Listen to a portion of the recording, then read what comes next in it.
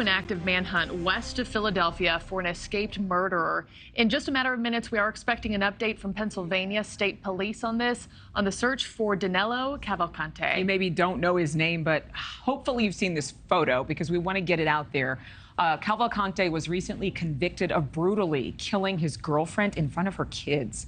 The message from authorities: lock your homes, lock your cars. Dre Clark is reporting on this one for us. Investigators now are actually getting some clues as to his location, which is certainly good news.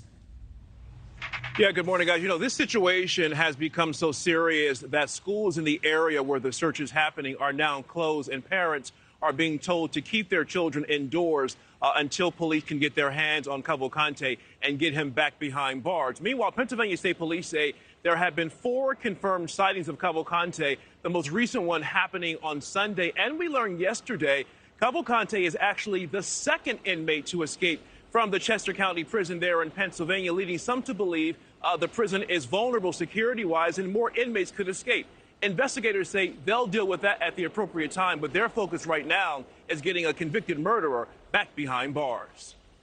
The search area to find 34-year-old convicted murderer Danelo Cavalcante has been narrowed down to a 2-mile radius. Investigators believe Cavalcante is hiding in a wooded area near the prison where he escaped in Chester County, Pennsylvania last Thursday. Police are broadcasting a voice familiar to Cavalcante on a loudspeaker in hopes of drawing him out. We've had the individual's mother make a recording asking him to surrender peacefully.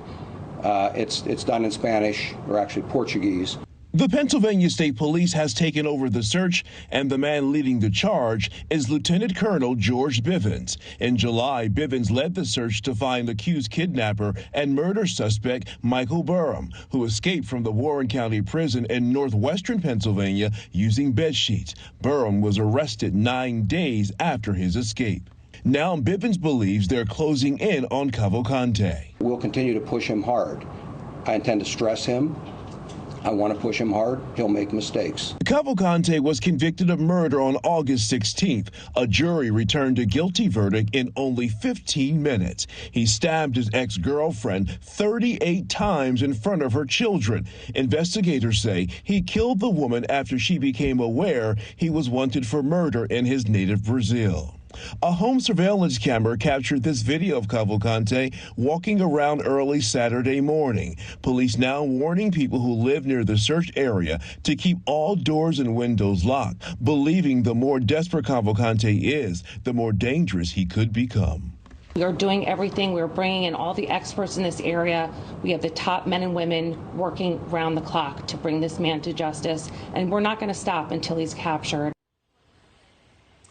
There have been at least 2 burglaries in the same area where the search is happening, and police believe Cavalcante is the lead suspect in both of those burglaries. At one point, a Pennsylvania state trooper says he saw Cavalcante from a distance, but during the pursuit, he lost track of him. Meanwhile, investigators still have not explained how it was possible for Cavalcante to make that escape. They say right now, again, their focus is on finding him and getting him back behind bars. And Adrienne, in regards to that news conference that should be happening in about 10 minutes from now, it's interesting because they usually have them in the afternoon, but now they've pushed it all the way up to 8:30 in the morning.